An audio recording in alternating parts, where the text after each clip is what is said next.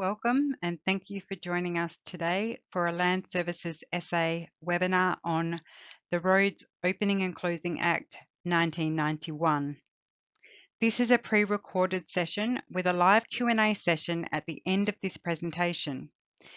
We ask you to kindly hold all of your questions until the allocated time, where one of our subject matter experts will be able to assist. Land Services SA is committed to providing an excellent customer experience.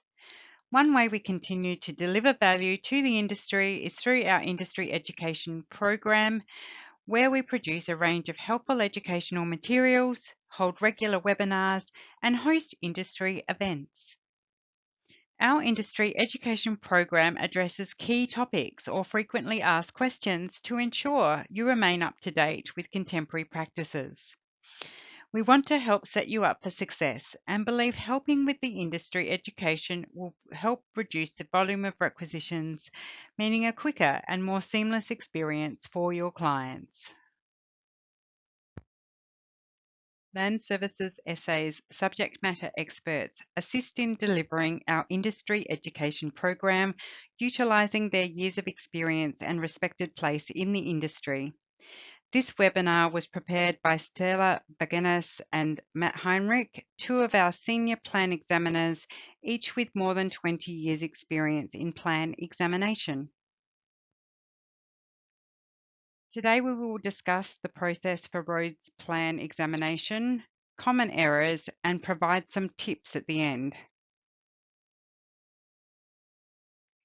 The plan examination process has several moving parts as shown in this flow chart.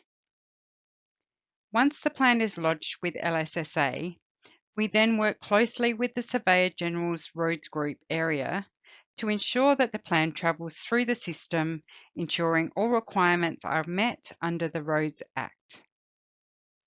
After the plan is examined and any requisitions are attended to, and the plan is approved, we then wait for the Closed Road Title Certificate, or CRTCs, to issue.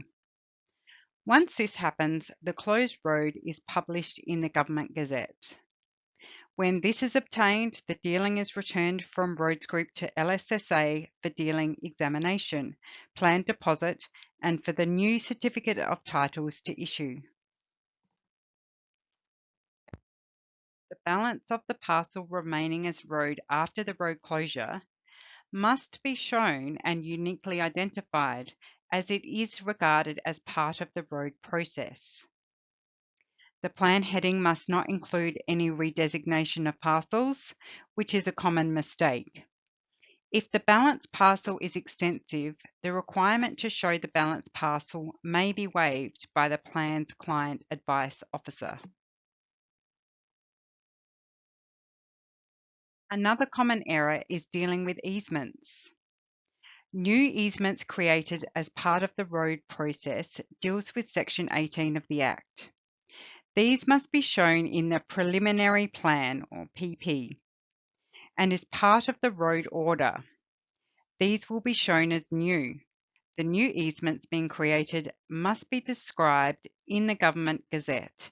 The only easement that can't be created as part of the road process is a service easement. Easements created outside of the road process mean the plan purpose must include an easement. Easements are shown as proposed, and we will require the following annotation note. Easements do not form part of the road process.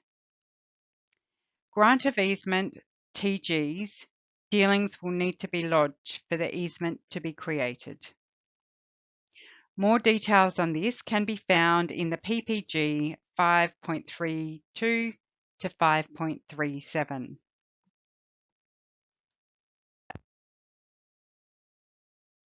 The next common error is dealing with reserves. When to create as part of the road process versus when not to create as part of the road process. A road being closed and merging with vested reserve under the Roads Opening and Closing Act 1991 must show the following annotation note as an example. Allotment 41 is a reserve by D33456, meaning the reserve extends over the portion of closed road. In this instance, we don't require a State Planning Commission SCAP certificate. To create a reserve outside of the road process, the plan heading will need to include "and division." Therefore, in this case, we will require a SPC SCAP certificate. The reserve will vest as a condition of the plan on deposit.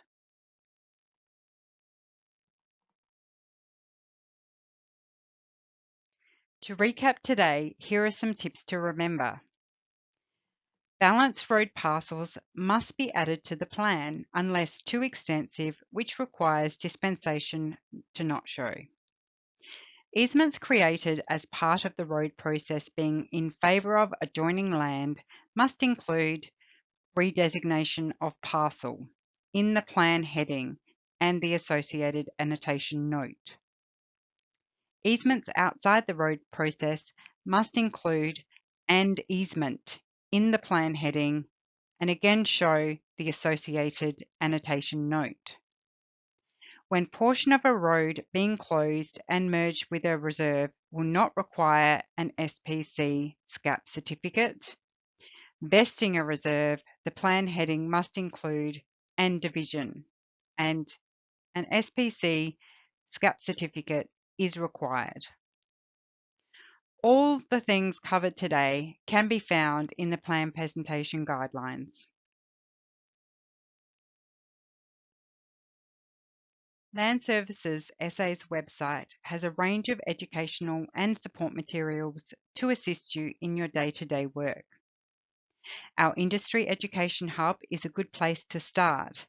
This can be found by clicking Industry Education Hub on the homepage of LSSA's website.